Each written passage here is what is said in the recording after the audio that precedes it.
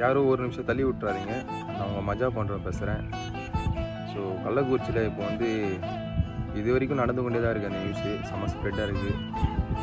ஏன் இதை சொல்கிறேன்னா, ஒரு வீடியோ கீழே கொடுக்குறேன், அந்த வீடியோ பாருங்கள். பார்த்துட்டு நான் உங்கள்கிட்ட பேசுகிறேன். ரொம்ப மனசு கஷ்டமாக இருக்குதுங்க. நான் எங்கள் அப்பா அம்மா இறந்துட்டாங்க. எங்களை படிக்க வைக்கிறதுக்கு யாருமே இல்லை. நாங்கள் காலேஜ் மேல் படிப்புக்கெல்லாம் எப்படி படிக்கிறது? எங்கள் அம்மா அப்பா யாருமே இல்லை. எங்களுக்கு யாராச்சும் உதவி செய்யுங்க. என்ன படிக்கணும்னு ஆசை இருக்கு?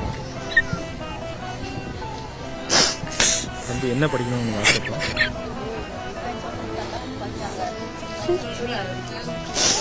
வக்கீலுக்கு தான் படிக்கணும். படிக்கணும்னு ஆசை இருக்கு. உங்கள் அம்மா இருக்கும் எங்களை எப்படிலாம் பார்த்துக்கணும்? அம்மா இருக்குல்ல, அம்மா எங்களை எங்கேயுமே வெளியே அனுப்பிச்சி விட மாட்டேங்க சார். எப்பயுமே அவங்க பக்கத்துல தான் உட்கார வச்சுப்பாங்களே. எதுக்கோசரமே வெளியே அனுப்பிச்சி விட மாட்டாங்க.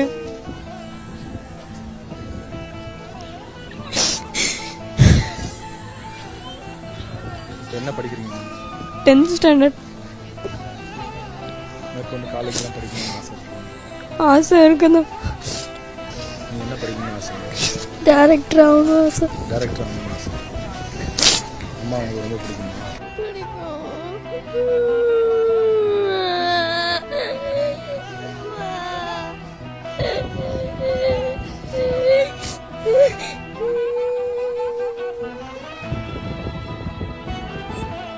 பார்த்தீங்களா, இந்த சின்ன குழந்தை இது என்ன பாவம் பண்ணிச்சுக்கிறதுல இந்த குழந்தை இந்த மாதிரி நிலைமை ஆயிடுச்சு. இது காரணம் வேறு யாருமே கிடையாது, நம்ம தான், தமிழக மக்கள் நம்ம தான். ஏன் இதை நான் சொல்கிறேன்னா, நம்மக்கிட்டே வரி பணத்தை வாங்கிக்கின்னு நம்மக்கிட்டே சரக்கு விற்றுட்டு நம்மளே செத்துட்ட பிறகு நம்ம காசே நம்ம கையில் கொடுக்குறாங்க. இதுதான் நம்ம தமிழ்நாட்டோட இப்போ அரசியல் நடந்து கொண்டு இருக்குது. ரொம்ப கஷ்டமாக இருக்குங்க. ஏன் இதை சொல்கிறேன்னா, இந்த சின்ன குழந்தைங்களுக்கு 10 லட்ச ரூபா தரேன் அப்படி சொல்லிட்டு சொல்கிறாங்க ஒரு கட்சிக்காரு. இன்னொரு கட்சிக்கார் என்ன சொல்கிறாங்கன்னா, 10 லட்ச ரூபா பத்தாது, 25 லட்ச ரூபா தரேன் சொல்லிட்டு அந்த கட்சிக்கார் சொல்கிறாங்க. காசு தரதை தான் பார்க்குறாங்க தவிர இந்த நியூஸ் எதனால் ஸ்ப்ரெட் ஆச்சு, எதனால் அவங்க செத்தாங்க, என்ன கதைன்னு சொல்லலை. பார்த்தீங்களா, இவங்க செத்துட்டாங்க, சரி செத்துட்டாங்களே சொல்லிட்டு 10 லட்ச ரூபா தான் கொடுக்குறாங்கன்னு தவிர இதை ஒழிக்கணும், இதை பண்ணணும், இதை பண்ணணும் சொல்லிட்டு இப்போ ரீசெண்டாக கூட மரக்காணம் விழுப்புரம், இப்போ கள்ளக்குறிச்சி மரக்காணத்தில் நடக்கும்போது சும்மா ஸ்ப்ரெட்டு பண்ணாங்க. அதுக்கப்புறம் அது மூடி மறைச்சிட்டாங்க.